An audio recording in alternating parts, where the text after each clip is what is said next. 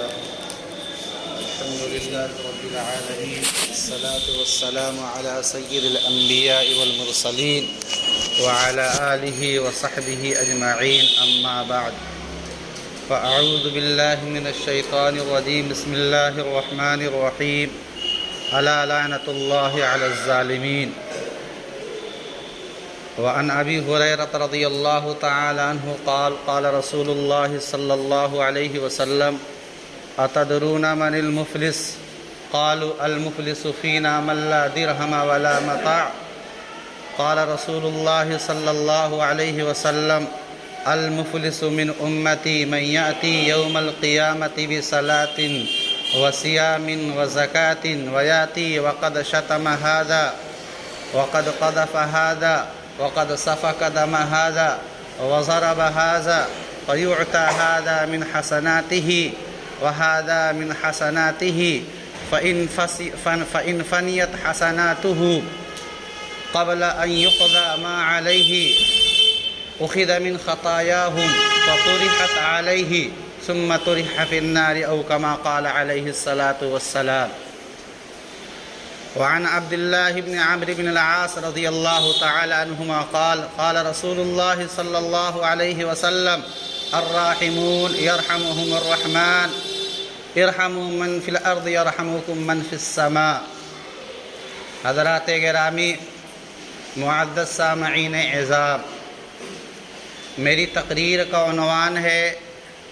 ظلم،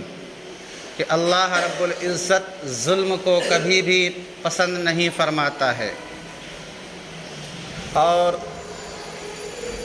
اس کے بالمقابل اللہ تعالیٰ عدل کو اور عدل کرنے والے کو پسند فرماتے ہیں.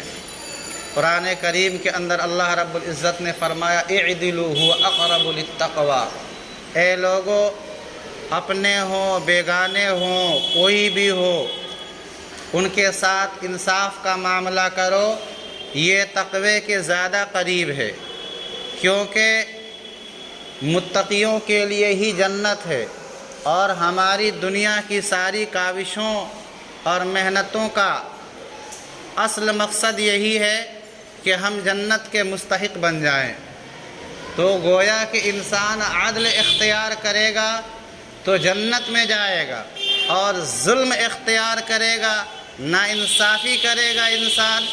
تو اللہ رب العزت اسے جہنم میں ڈھکیل دیں گے. قرآن کریم کے اندر اللہ رب العزت نے فرمایا الا لعنت اللہ علی الظالمین،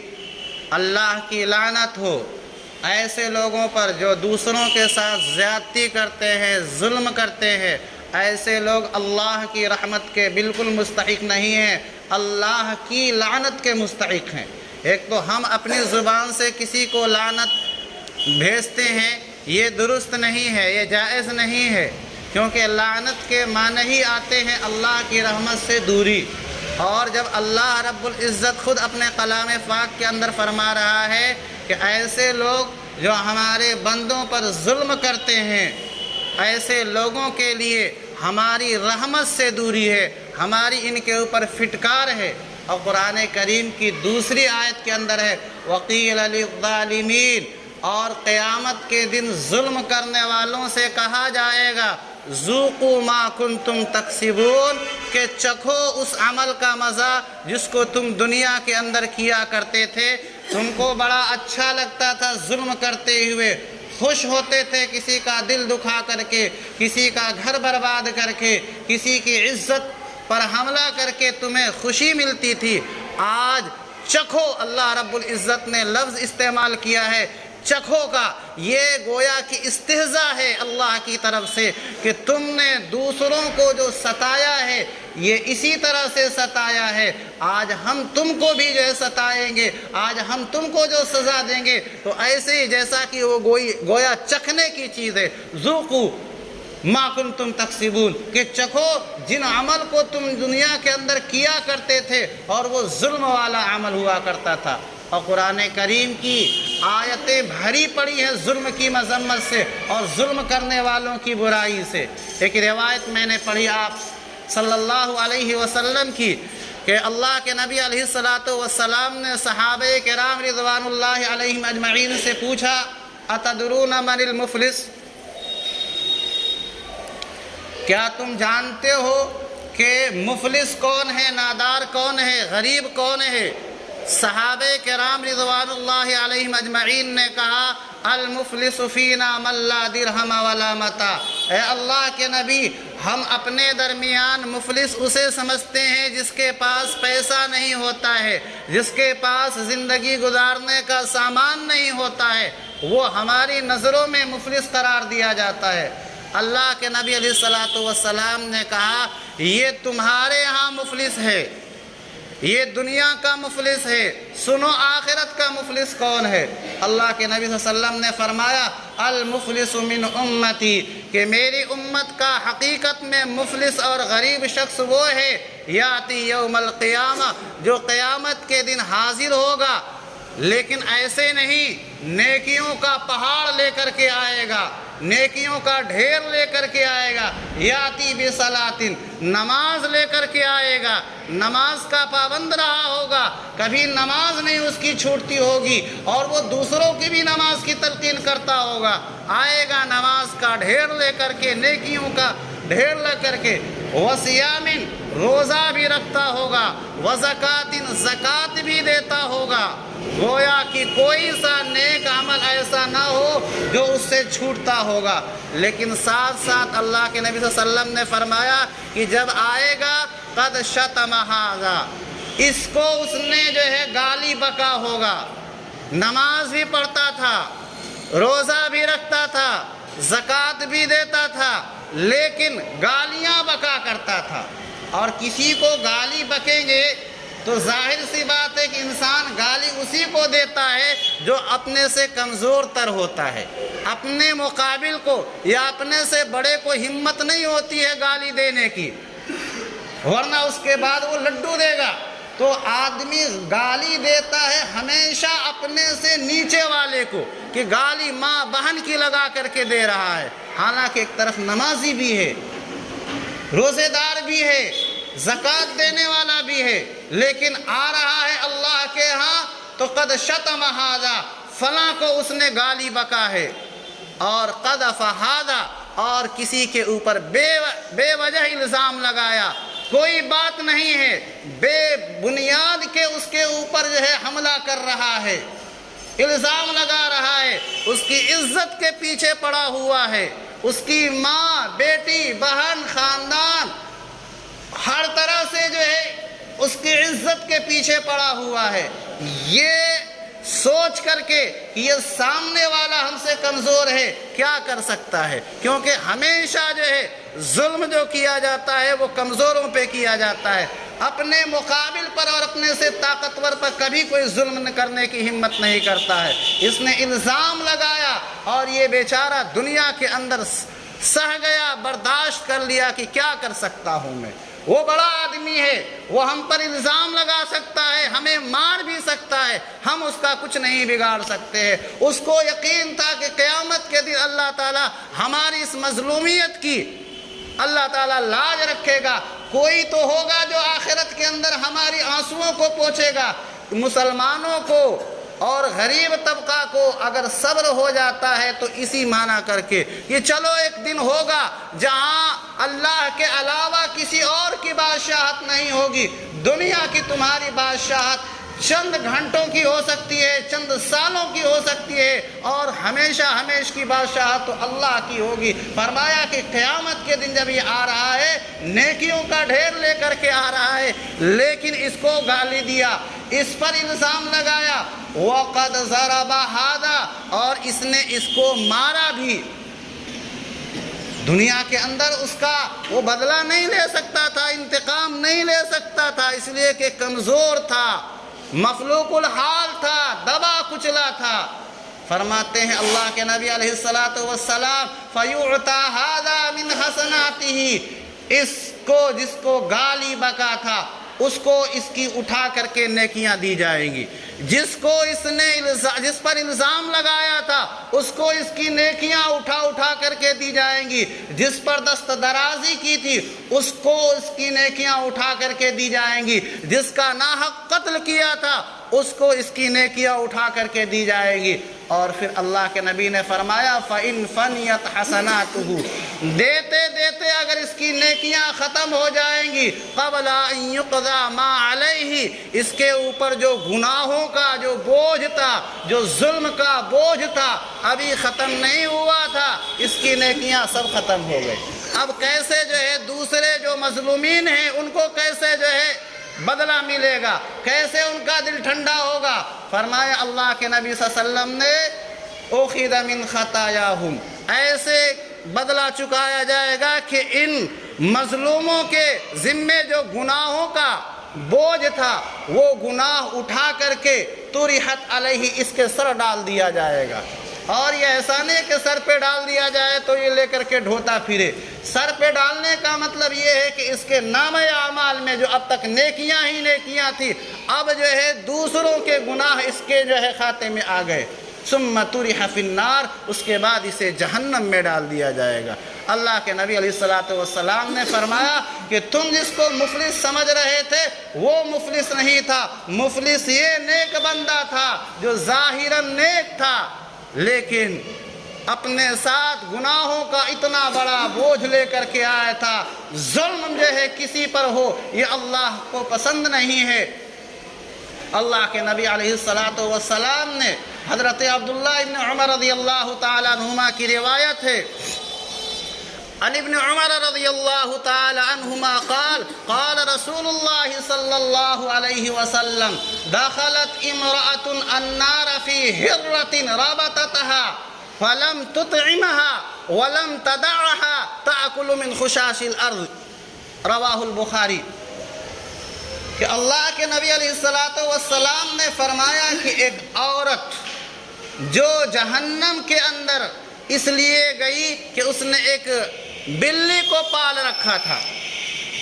اور بلی کو پالنے کے بعد لم تطعمها، اس کو کھانے کو بھی نہیں دیا۔ چلو ہم بھی بلیوں کو کھانے کے لیے نہیں دیتے ہیں، کتوں کو کھانے کے لیے نہیں دیتے ہیں، اللہ کی طرف سے ہماری گرفت نہیں ہوگی کیونکہ ہم نے اس کو پال نہیں رکھا ہے، ہم نے اس کو باندھ نہیں رکھا ہے۔ لیکن کتنی بڑی ظالمہ عورت تھی کہ اس کو رسی سے باندھ رکھا تھا، اور آگے نبی نے کہا کہ کھانے کو نہیں دیا تو کم سے کم چھوڑ دیتی اس کو۔ فلم تدعها، اس کو چھوڑا بھی نہیں، اس کو رسی سے باندھ رکھا تھا، اور نبی نے کہا کیوں چھوڑتی؟ کہا تأکل من خشاش الارض، تاکہ زمین کے کیڑے مکوڑے سے ہی یہ بلی اپنا پیٹ بھر لیتی، اس کو چھوڑا بھی نہیں، اور یہ بلی تڑپ تڑپ کر کے بھوک سے مر گئی۔ فرمایا کہ یہ عورت جہنم میں ہے، حالانکہ یہ عورت پوری رات تہجد کی نماز پڑھا کرتی تھی، عبادت گزار تھی، لیکن اللہ کو یہ ظلم پسند نہیں ہے۔ صحابہ کرام رضوان اللہ علیہم اجمعین نے ایک اور روایت ہے جو دوسرے صحابی حضرت ابو ہریرہ رضی اللہ تعالیٰ عنہ سے دوسرے واقعے سے متعلق ہے کہ ان ابی ہریرہ رضی اللہ تعالیٰ عنہ قال قال رسول اللہ صلی اللہ علیہ وسلم بینما کلب یطیف برکیۃ قاد العطش یقتله اذ رأت بغی من بغایا بنی اسرائیل فنزعت موقها فسقته فغفر لها به۔ کہ حضرت ابو ہریرہ رضی اللہ تعالیٰ عنہ فرماتے ہیں کہ رسول پاک صلی اللہ علیہ وسلم نے فرمایا کہ ایک کتا پیاس کی وجہ سے جاں بلب تھا،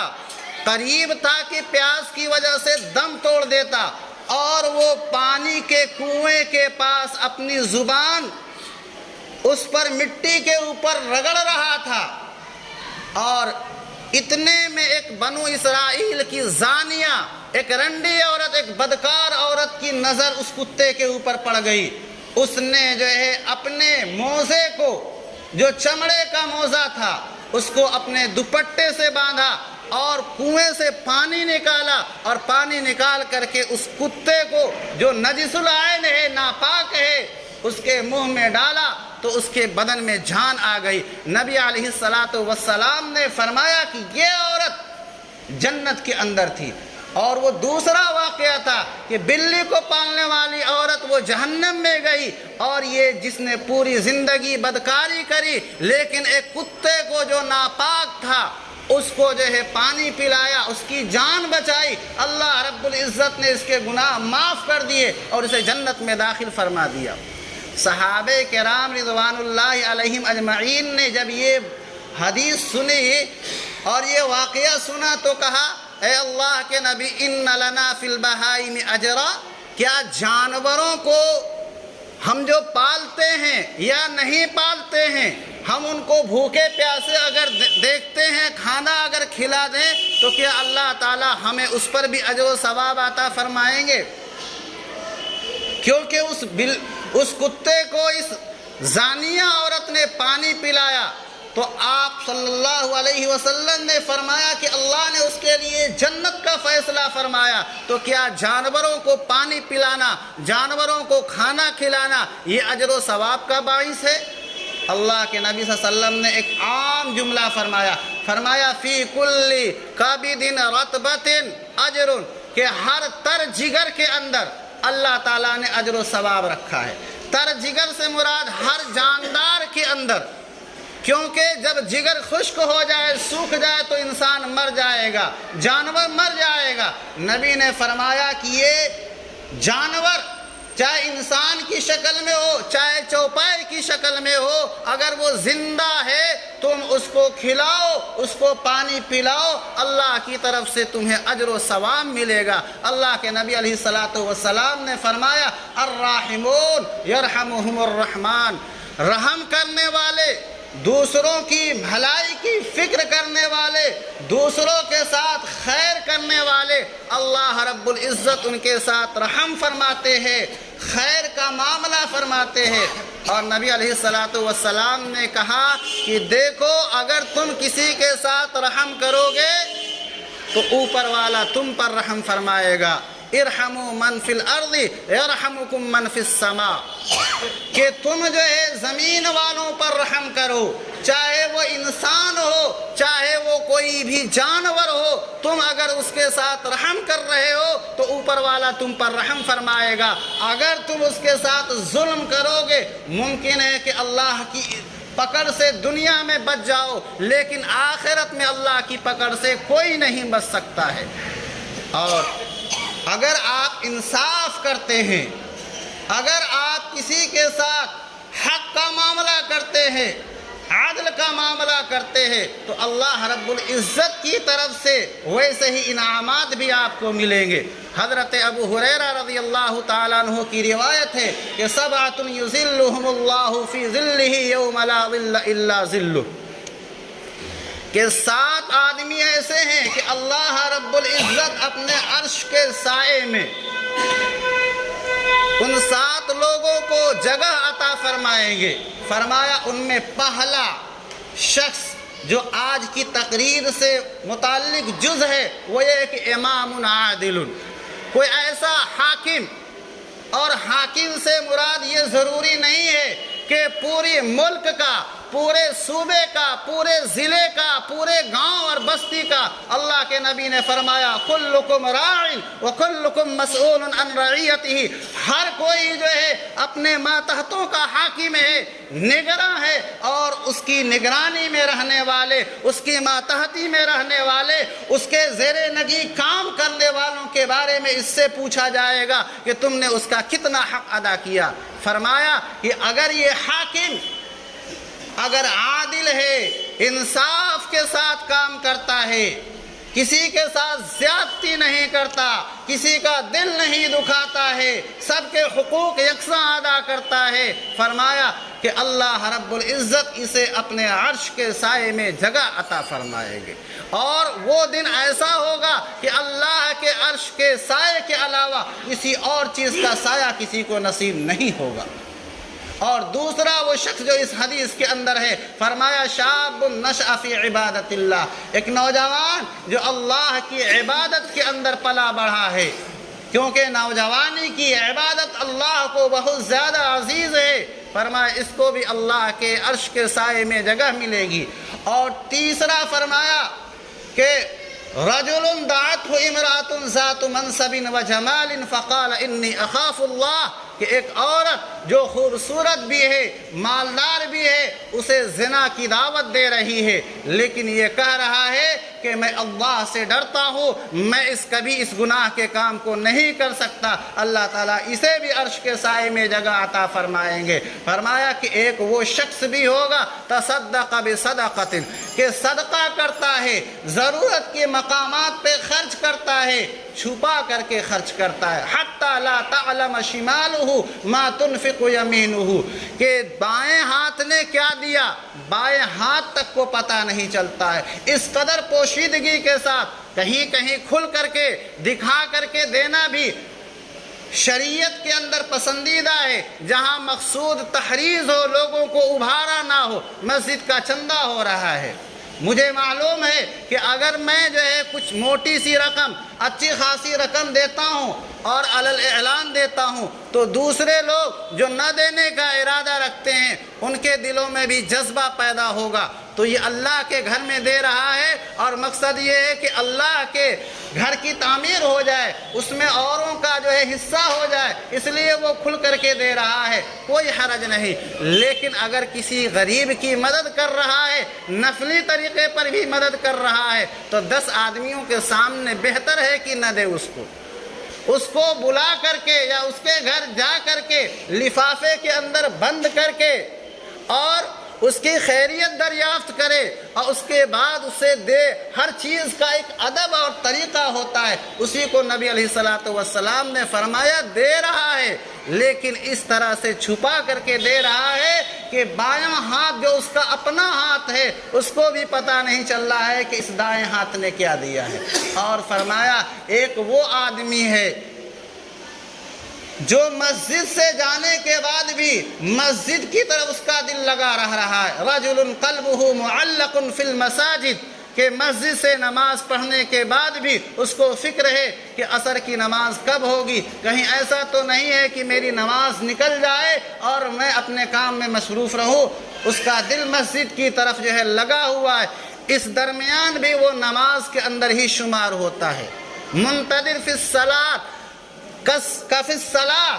کہ نماز کے انتظار کرنے والے کو شریعت کے اندر نماز کے اندر مانا گیا ہے کہ حقیقتاً اس کو جو ہے نماز پڑھنے والا تو نہیں سمجھا جائے گا، لیکن ایک نمازی کو جو اللہ کی طرف سے انعام ملے گا، نماز کے باہر رہ کر کے نماز کے لیے بے چین رہنے والے کو بھی وہی ثواب ملے گا۔ اور فرمایا وَرَجُلَانِ تَحَابَّا فِي اللَّهِ، 2 آدمی ہیں، دونوں ایک دوسرے سے محبت کرتے ہیں اللہ کے لیے۔ یہ نہیں ہے کہ صرف اپنی ضرورت کو پورا کرنے کے لیے،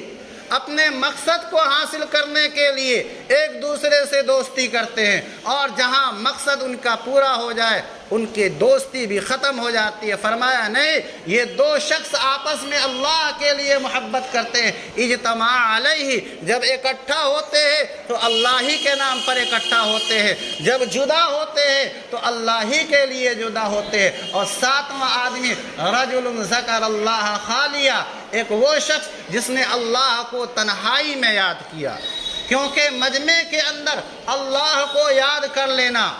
اور آنکھوں سے آنسو کا نکل آنا ہو سکتا ہے کہ دکھاوے کے لیے بھی ہو سکتا ہے کہ مجمع میں سارے کے سارے لوگ رو رہے تھے، ان کو روتا دیکھ کر کے اس کا دل بھی نرم ہو گیا ہو اور اس کے آنکھوں میں آنسو آ گیا ہو، لیکن ایک آدمی کوئی نہیں دیکھ رہا ہے، صرف اس کا پروردگار دیکھ رہا ہے، اور وہ بیٹھے بیٹھے رو رہا ہے، اپنے گناہوں کو یاد کر کے رو رہا ہے۔ فرمایا ایسے شخص کو بھی اللہ تعالیٰ اپنے عرش کے سائے میں جگہ عطا فرمائیں گے۔ ایسے ہی ایک روایت ہے حضرت تمیم ابن اوس رضی اللہ تعالیٰ عنہ کی ہے کہ رسول پاک صلی اللہ علیہ وسلم نے فرمایا کہ الدین النصیحہ، کہ مسلمانوں دین سراپا خیر خواہی کا نام ہے۔ صحابہ نے فرمایا لمن یا رسول اللہ، ہم کس کے ساتھ خیر خواہی کریں؟ فرمایا کہ سب سے پہلے پہلا حق خیر خواہی کا اللہ کا ہوتا ہے، للہ، اللہ کے تم خیر خواہ بنو۔ اللہ کا کیا خیر خواہ بنے گا آدمی؟ اللہ کو کون سی چیز کی ضرورت ہو گئی؟ فرمایا اللہ رب العزت تم سے عبادت مانگتا ہے، اللہ کی عبادت کرو، لیکن اس عبادت کا فائدہ تم ہی کو نصیب ہوگا، تم ہی کو ملے گا، بس یہ ہے کہ یہ عبادت اخلاص کے ساتھ ہو۔ اسی کو اللہ کے نبی نے فرمایا کہ تم اللہ کے لیے خیر خواہ بنو، یعنی نمازیں پڑھو، روزہ رکھو، زکوٰۃ دو، حج کرو، اللہ کو خوش کرنے کے لیے، یہ اللہ کے ساتھ خیر خواہی ہے۔ وَلِرَسُولِهِ، اور اسی طرح سے اللہ کے رسول کے خیر خواہ بنو کہ مَا آتَاكُمُ الرَّسُولُ فَخُذُوهُ وَمَا نَهَاكُمْ عَنْهُ فَانْتَهُوا، کہ جو رسول کہیں کرنے کے لیے اسے کرو، اور جس بات سے رسول تمہیں منع کریں کہ یہ کام نہیں کرنا ہے اس سے اپنے آپ کو روک لو، یہ ہے رسول کے ساتھ خیر خواہی۔ ولی ائمۃ المسلمین، اور فرمایا کہ ائمۃ المسلمین کے ساتھ تم خیر خواہی کرو کہ ان کی طرف سے جو احکام آئیں شریعت کے موافق ان کو تم کرنے کی کوشش کرو۔ وعامتہم، عام لوگوں کے تم خیر خواہ بنو، کیونکہ اللہ کے نبی صلی اللہ علیہ وسلم نے فرمایا کہ من کان فی عون اخیہ، کہ اگر آپ اپنے بھائی کی مدد کرتے رہو گے اللہ تمہاری مدد کرتا رہے گا۔ اللہ تعالی ہم سبوں کو جو ہے ظلم جیسی گھٹیا اور جو ہے ناپسندیدہ عمل سے بچائے۔ ہمیں اپنے اندر محاسبہ کرنے کی ضرورت ہے کہ کہیں ہماری زبان سے، کہیں ہمارے ہاتھ سے، کہیں کسی بھی ہمارے عمل سے کسی کی دل آزاری تو نہیں ہو رہی ہے، ورنہ ہمیں ہر وقت اپنا ذہن، دل، دماغ جو ہے اس بلی والے واقعے پر جس کو عورت نے پالا تھا، عبادت گزار تھی لیکن وہ جہنم کا حقدار بن گئی، اس واقعے کو اپنے ذہن میں رکھنا ہوگا۔ اللہ تعالی ہم سبوں کو عدل کرنے والا، انصاف اختیار کرنے والا بنائے، آمین۔ وآخر دعوانا ان الحمد للہ رب العالمین۔